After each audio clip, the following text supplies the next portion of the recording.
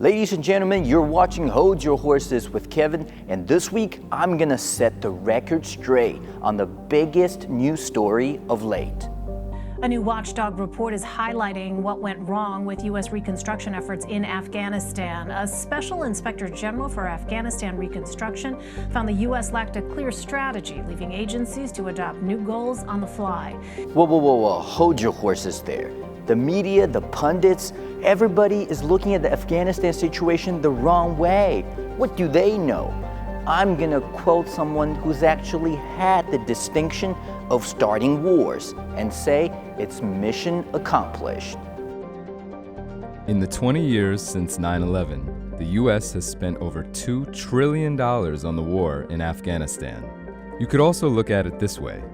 America has spent more trying to keep the Taliban at bay than the net worths of Jeff Bezos, Elon Musk, Bill Gates, and the 30 richest billionaires in America all put together.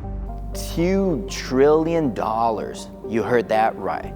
I want to speak directly to struggling Americans here who find it difficult just to make ends meet on a daily basis.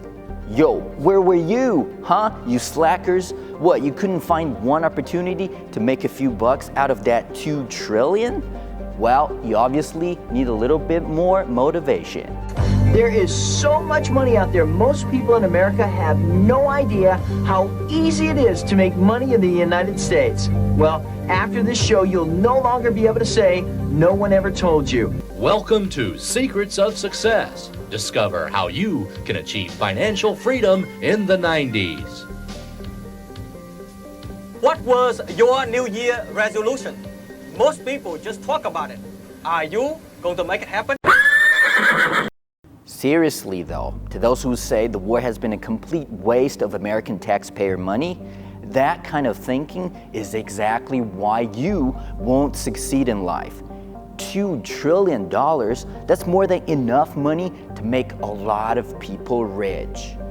The Pentagon has apparently spent $28 million on forest camouflaged Afghanistan military uniforms rather than give them other patterns that cost nothing. USA Today says the forest pattern is privately owned, whereas other camouflage schemes owned by the US government are free. A 17-page report noted that forests cover only 2.1% of Afghanistan's total land area, making the woodland camo highly ineffective in most scenarios. You know what? This is ridiculous. It's totally unacceptable. This kind of accurate and objective reporting is just bad for business. What? Allow me to explain the economics here. How that kind of spending, as bad as it looks, will eventually help ordinary Americans. That's some $28 million in the pocket of the private company that owns the pattern. And through the magic of trickle-down economics, estimate half a cent of that proceed is going to go into some average Joe's unemployment benefits after he returns from the war with PTSD and no job. So be grateful.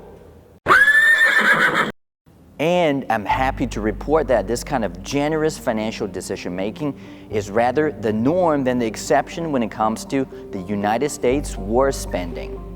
The Congressional Research Service found that the Defense Department obligated more money on federal contracts during the 2020 fiscal year than all other government agencies combined, with around 31% of its contracts going to 5 of the top defense companies in the US. Okay, don't be a hater. These companies have been profitable because they understand this ultimate secret to success. You gotta spend money to make money. These 5 defense companies that made fortunes from US government contracts, well, they spent a combined $34.2 million in lobbying in just the first half of 2021.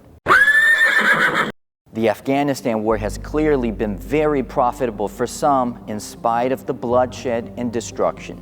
At the end of this episode, we arrive at this classic question. Which came first, the chicken or the egg?